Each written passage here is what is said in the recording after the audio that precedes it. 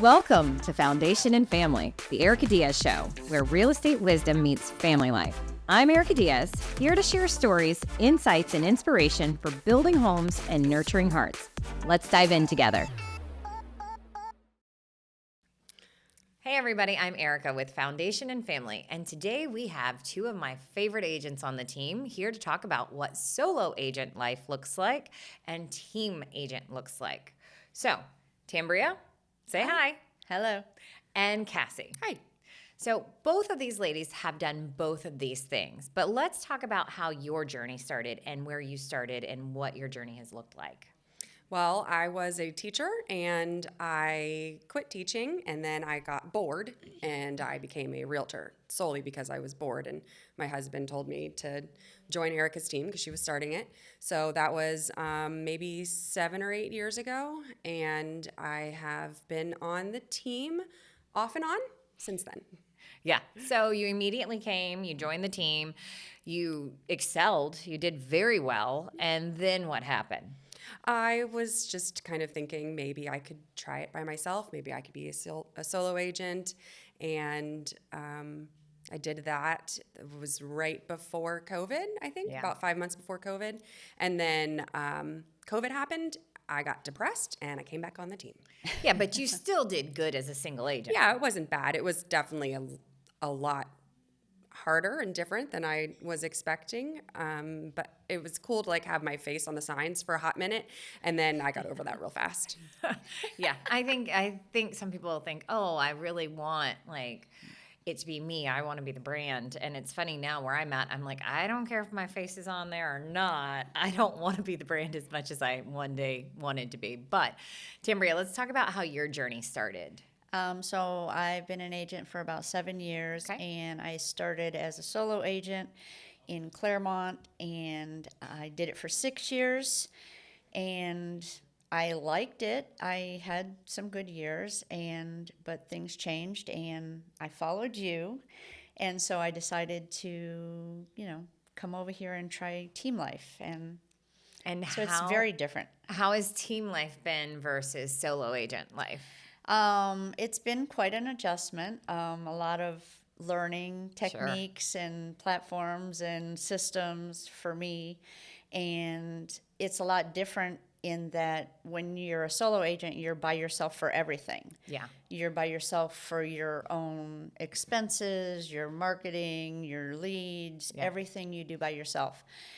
And being on a team, you have all that covered, but you learn so much on a team. That's what I like the best. I mean, I feel like I've learned more in a year being on the team than 6 years being a solo agent. Yeah. Just because you're learning from everybody else's. Well, and we are doing, it's obvious, right? If you're a single agent by yourself and you're doing X amount of transactions, but then you times that by 10 or 15 agents, you're doing 15 times the volume. And maybe you're not directly involved in that transaction, but we go over wins and losses, and we go over triumphs or challenges or things that we could have done differently, especially in staff meetings when something does happen. We're like, hey, so-and-so, why don't you share what happened this week? And it's nothing like being called out.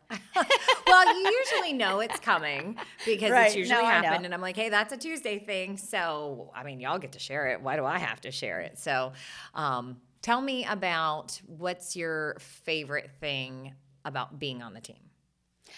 I just like being able to interact with everybody and just kind of toss ideas back and forth and learn from each other. Sure. And somebody's always available if you need help with something. Yeah. And newer people coming in, you can help them. That's because you were new once where everybody helped you, and now I get to help people. But you just learn a lot in a business where you always learn something new. Right. It's at a much more rapid pace because you're learning from everybody else as well as yourself. One of the other things that I think, because I started as a single agent, right? And then it just got to be too big, and I was like, this is too much. I don't have any time for my family. So how do I keep this volume but leverage some of the resources and leverage time? How could I buy back my time? And so that's how the team came to be. But technology and lead generation or funnels or anything like that is constantly evolving and changing, whether it's this funnel or this lawsuit or this happening. Yeah. And so I feel like support and staff, especially in the last 2 years, has been very involved in journeying down those paths so that we can kind of work out like what's the next best thing for the team versus just y'all looking constantly like having to stay on like the next cutting edge of what CRM we're using or what data management we're using or stuff like that. And a lot of time goes into that. Yeah. So I think that's a huge benefit that a lot of people don't even think about is that there's new products constantly launching into the marketplace. And if you're not utilizing them, you're kind of falling behind the trends. And so we're constantly sitting on demos or we're sitting on trial runs or sitting on just different stuff that can kind of move the needle to make life a little easier in the field and still be high volume and high production. So tell me what's your favorite thing about being on the team? Definitely the interaction between people. I am a people person for sure, so I need that interaction for my soul. But also having, and basically the same thing. I mean, the team it's very helpful at all times. There's always somebody watching my back. I mean, being in charge of somebody's $500,000 more or less is incredibly daunting. And so having somebody being able to double check and make sure that I'm not making mistakes because I am human, I really enjoy that. When I was a single agent, like having to, do the open house, do the marketing, do like everything along the way for a listing is very, very stressful. And the only person I could talk to about it was my husband. And he's like, I don't even know. How did he like that? He's still to this day, I don't know how you do what you do. Right. It's like, it's insane what you do. Like, he just can't understand it. And he's a computer software, so I don't understand how he does what he does. But so just having the team there all the time. And then also, I mean, same exact thing as what Tambria said, because I love, I have this problem and I don't know how to move past, like, I need an idea for an inspection, something, or one of our houses won't sell. So how do we get past that? And then just all these different ideas, learning about FERPTA for an investment. It's not something that I do all the time, but we had an issue with it. And then a couple months after that, I had an issue. And had we not just learned about it from another teammate, I wouldn't have known how to deal with it properly. So I know there's a couple burning questions that I think everybody wants to talk about, which is money, and we'll get to that. But can you just enlighten us how your vacations go? Because I think everybody on the team has a general consensus when Cassie's on vacation. Yeah. I don't know how it happens, but every time I go on vacation, I seem to get something under contract. Or somehow. 3 or 4 things, actually, is what it sounds like more times than not. Yeah. Well, this past couple, so my daughter plays travel volleyball, and if it weren't for the team, I wouldn't be able to go and travel with her like I want to and like I have. So we run under contract, but then we lost that contract. So then the next weekend I was out of town again. I went under contract on it was the same listing, so I don't know if that really counts. No, but a while ago, there were like 3 houses, right? Yep. And three different teammates showed 3 different houses for you. I know the one I showed went under contract. Did one. I did one and it went under contract. Yep. Alejandra did one, it went under contract. And all of us were like, well, dang. So the last I want to go on vacation. Probably in like January or something, I get, I think, 2 houses under contract on a vacation. And my husband had been considering going on a cruise with one of his friends in June. And he was like, I'm booking this because apparently you work better on vacation. So I'm booking the cruise so that you can get more houses under contract. It's inevitable. But they do say, like, if you need the market to move, go on a vacation. But she's just so good at making that happen. And with the team support, it's very helpful. Yeah. Well, and we have a brand new agent, Tracy, who is phenomenal, and she's a hard worker, and I think she really enjoys being on the team. And so I needed her to show 2 different clients, and she showed them for me. But then that same day, I had a past client reach out to me, and they said they were looking to buy a house. And so I checked with Erica because she's still so new. And I was like, well, since she's showing these houses for me, I can't service this new client because I'm not here. I was in Chicago or Utah or somewhere. And so I gave her One of those places. Yeah. And so I gave the client to her, and now she's going under contract with them. So Which is incredible. it's That's like, awesome. it sucks that I have to like give away money, but at the same time, I wouldn't have been able to help my other clients if it weren't for her. So I don't even feel like I'm losing anything because I had gained something to begin with. Sure.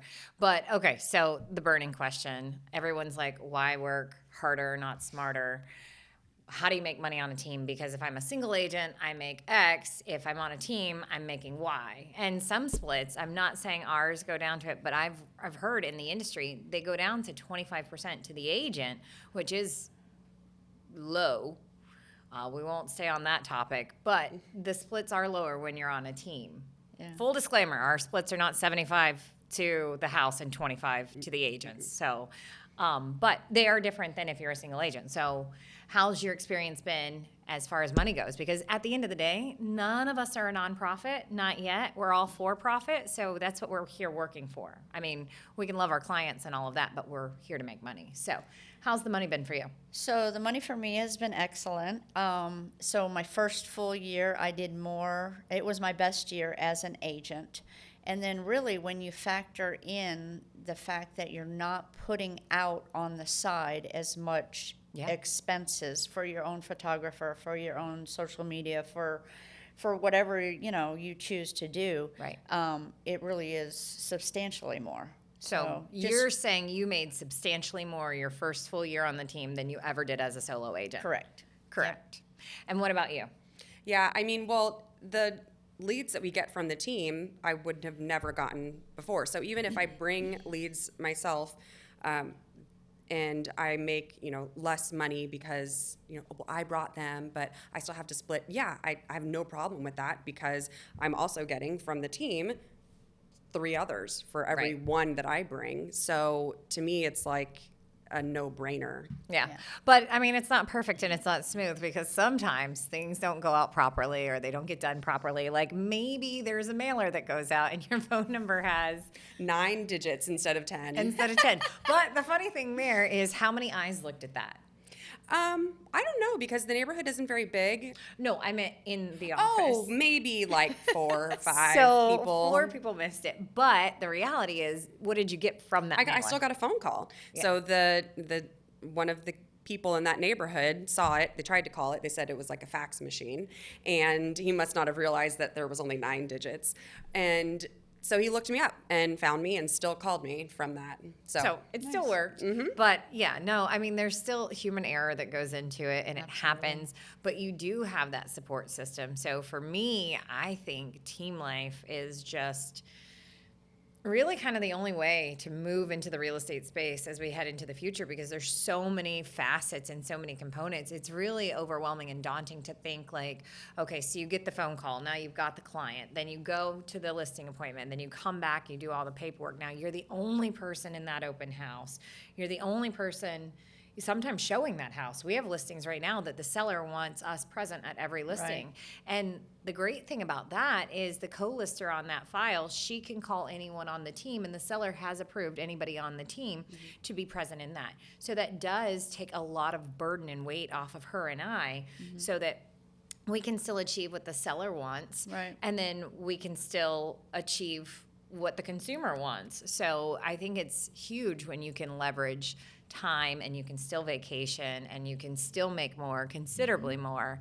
And then I think the culture. I think the culture is so fun. Yeah, it's fun. I think we have a field trip tomorrow. Tomorrow. Yeah. Yeah. So we haven't actually had a bus field trip in a minute, but they usually are fun. It's going to be great. They're usually fun. So we're all piling in a bus. I'm sure there will be some mimosas along the way. None of us are driving. Then there'll be a event party where we're at, and we'll be creating some social media content, which will be great for you Oh, I and love for it. you. And then we will be bussed back here. So it is fun because we do get to spend time with the team, and we're with these folks a lot. So it's only fair that we get to learn about them and stuff. And we all get along really well. Everybody likes everybody. Yeah. And I feel like that is probably very difficult, especially like in today's climate, in any job that you have. So the fact that we all get along and we enjoy each other's company That makes it so much easier too. Yeah. But I think that does come with being super intentional on who we bring on, because I know that in the past, maybe I have agreed to bring on some people along the way, and immediately I'm met with, why? But who said that? Why? That's not a good decision. And I'm like, well, let's give it a try, yada, yada, yada. And usually I think I'm the nicer one right out the gate, like, no, let's give it a try. And then it's like, so there is a very specific culture. And I think it's funny that we even get into that culture. The culture is just hardworking. It's not a mom versus a dad versus a single family member. It's nothing like that. It's someone that comes with a work ethic that doesn't act like an Eeyore. Yeah. Yeah, you can't come here and just sit and do nothing or hope it's just going to fall in your lap. And You have to put in your time. You do have to put in your time. And even though maybe we're not always positive, it's funny not positive. It's not like, it's not like depression time all the time. It's, Right. let's get this off our chest. Let's complain about this and then move forward. yeah. But even if somebody's having a down day or something, or they're feeling bad because something didn't go through or whatever, I mean, there's been times, people Oh, say, sure. and they'll pick you up or you Sure. can pick somebody else up. And so there's also that being part Lots of of a support. team. Yeah. Yeah. Well, and we are going to have ebbs and flows in the market. What I think I meant more was like just that specific culture. It is a happy group. It is a fun, fast group, and everybody works hard. Yeah, like I can absolutely. call you at 10:30 at night. You're usually in the gym. And I'm like, what are you doing, Tambria? You're like, clank, clank. And I'm like, oh my gosh. Okay, so you're working out. I can talk to you.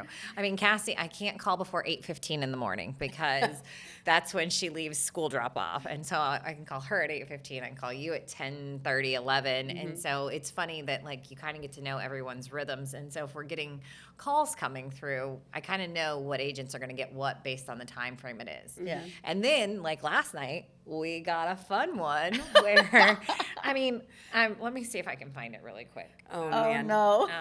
Hold on, you're gonna have to give me a second. Okay, so this guy, so this is also part of like the funniest part I think about being on a team, is when we get calls, which we've had them in the late hours, and there's always some perv, right? There's always some weirdo that just wants to have a conversation. So this guy came through and was like, hey baby, free tonight? Need my kitty cat played with and spayed on. Oh God, worse, sprayed on. I didn't even read it. So the auto response is, hey, this is Erica Diaz team with Home Vest Realty. How can we help you? Then there's some words that we won't put in this podcast. So And this goes out to the entire team. We're all there. Everybody we're all can making see comments. everybody sees this. So some people are like, oh, I want to jump in. I'll send him a picture of this, or I'll send him a picture of that. And so it just goes on. And What time was it? It was pretty late too, wasn't it. No, it wasn't that late. it? 10? Well, and we were in the office another time, and Erica accepted a FaceTime. Yes, that happened. But I didn't know that it was going to be what it was. Yeah, that was bad. And then she forgot, she didn't click end. Yeah. So she has her phone on the table, and the person's still there Oh, yeah. doing their thing. They and were. They were. That was crazy. But it's funny because they're getting all these responses. And so it's like, yes, I sell real estate. I'm not in the pet sitting business, but I do what I can for my clients. And the person's like, who said anything about pet sitting? So it is funny to be part of the team and see some of these calls or text messages come through, and the whole company inbox is getting them. And then there's some responses. Some are AI generated. Some are not AI generated. And it is funny. So there is something to that. I was laying in bed last night. I had the baby with me, so that's why it wasn't that late. And I was literally laughing out loud. And he's like, what are you laughing at, Mommy? And I'm like, you're 3. You wouldn't understand anyway. But it is fun. So if you're a single agent, you definitely miss that part. But I do think single agency is great. I do think team life isn't for everybody. So I do get that. It just can be a little more fun if you are on a team, I think. Yeah. Yeah. I'm having fun. So what's another thing that you would add that was maybe a challenge for you? So I was used to branding myself, my picture on everything. It was all about my business. Right.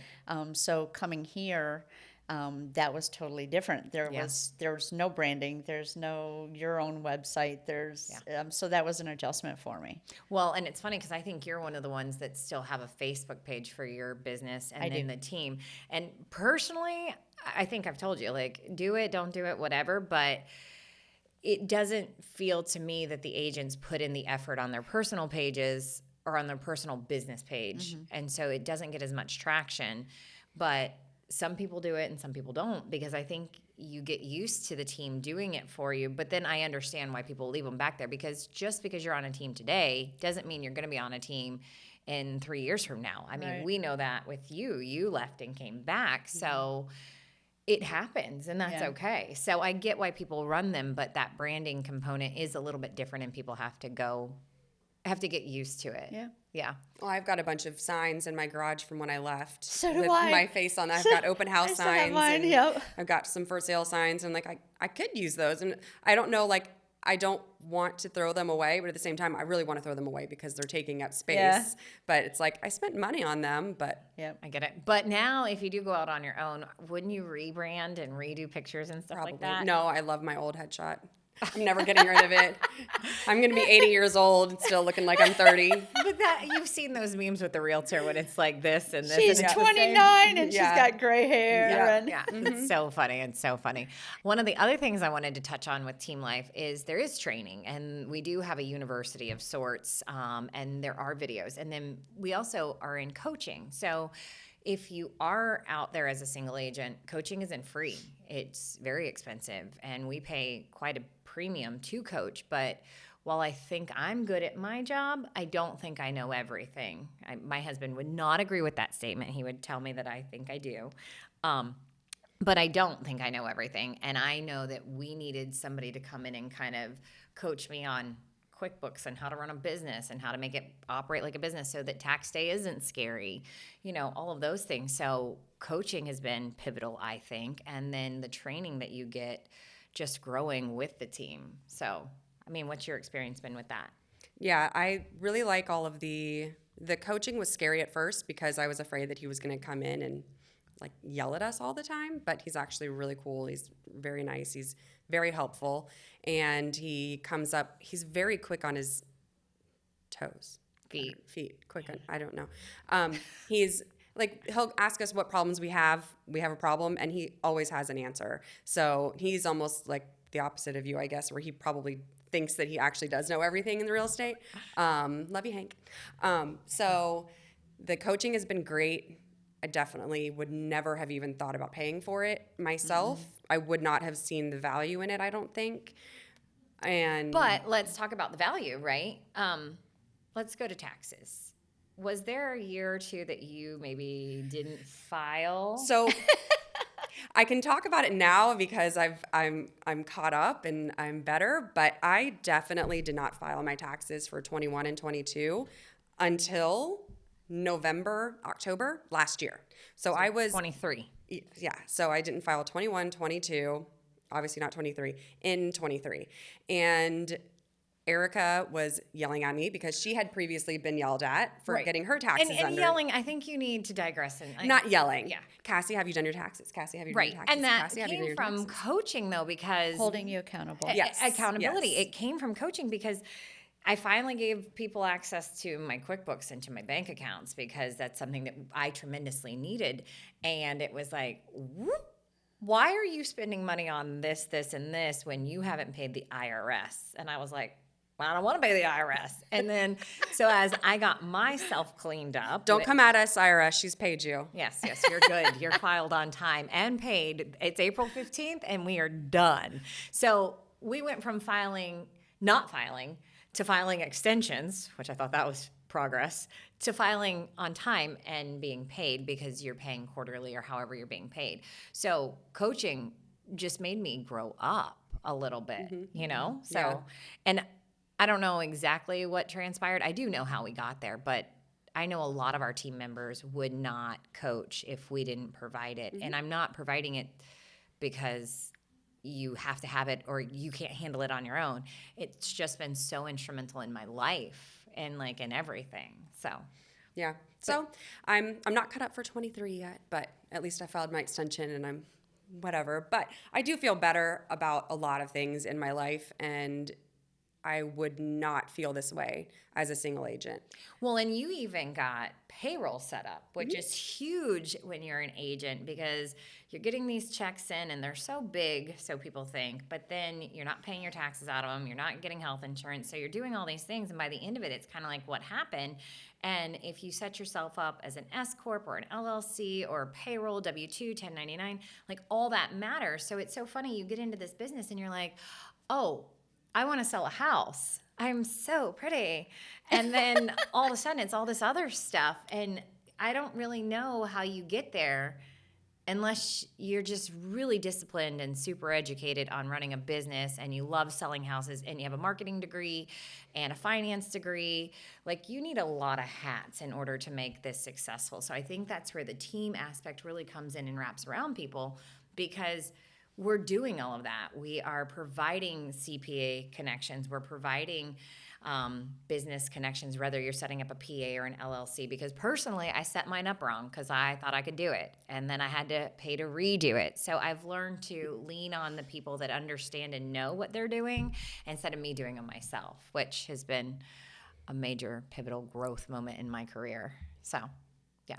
And I don't think that solo agents, like you said, you have to be very, very disciplined as a solo agent to do well in this career. Yeah. And even if you are disciplined, we have several people on our team who are very disciplined and good with everything, but they still make mistakes or they still don't know how to do certain things. And the team seems to be helping them. Oh, sure. And I think even just agents that are coming in and they're getting transactions within 30 days and you're moving $500,000, give or take, like you said, that's a huge deal. And to do that on your own, I know that there was a time in the industry where you called your broker. We have so many cloud-based brokers that don't exist. You're not calling anybody's broker because I can tell it just doesn't matter. You can call anybody's broker, and it's like, good luck on getting them on the phone. Yeah. If I want to call team leads, I can actually get them on the phone and say, hey, listen, here's a challenge. How do we work through it? But the brokers don't care. I mean, sorry, all you brokers out there. Well, and it's very easy to get your broker's license and call yourself a broker and still not know how to do anything. 100%. I can tell you of about 10 people that run businesses, small businesses, and they are brokers. And getting into a transaction with them can be challenging, especially when their clients are calling Zillow and scheduling appointments, and then we're writing offers, and they're like, oh, but they're my client. And I'm like, well, Mrs. Broker, we wrote the offer. Like, ugh. So it can be challenging. But any last final words? I'm very grateful for all the training that we've gotten in the past year. The real estate market last year was completely different from what I've only been in the business 7, 8 years, and it's still changed so much. It does. So the fact that we are consistently kind of staying ahead of the curve and knowing how to move forward in these, and it's going to be another crazy year this year. I'm sure next year will be Next year is going to be hard, too, just because with the NAR lawsuit and the buyer agency, which we've already kind of worked through that. We had started coaching through that probably a year in advance. So we are deploying those buyer agency agreements so that we can practice and be ahead of schedule.